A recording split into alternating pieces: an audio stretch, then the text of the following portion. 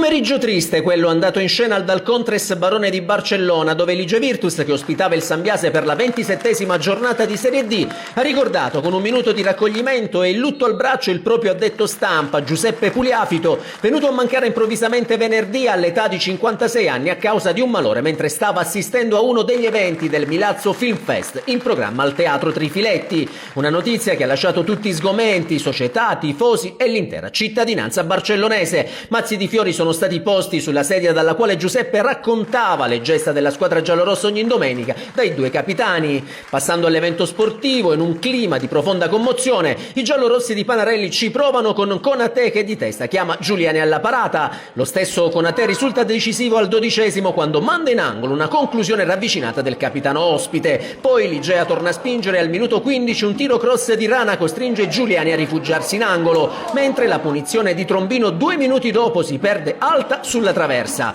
Gli sforzi dei barcellonesi vengono premiati comunque al 17° quando il direttore di gara concede loro il calcio di rigore sui Mo e dal dischetto Trombino fa 1-0 per i suoi e gol numero 9 in campionato per l'attaccante giallorosso. Ligea tenta di chiudere i conti, ma il sinistro del solito Trombino al 31° è bloccato in tuffo da Giuliani.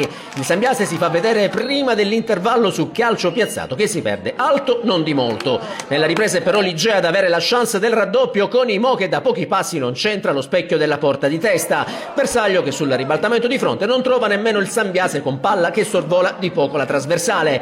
Nel finale giallorossi in avanti alla ricerca del gol sicurezza, ma i tentativi di Trombino prima e Curo poi non sortiscono l'effetto sperato. Finisce così, Lige Virtus sale in classifica a quota 39 punti e si porta a più 12 sulla zona play-out, mentre il Sambiase rimane a 52 in quarta posizione, ma il pensiero di tutti è andato poi a Giuseppe Pugliafito, a cui domani, lunedì 10 marzo alle ore 16, verrà dato l'ultimo saluto nella Basilica Minore di San Sebastiano.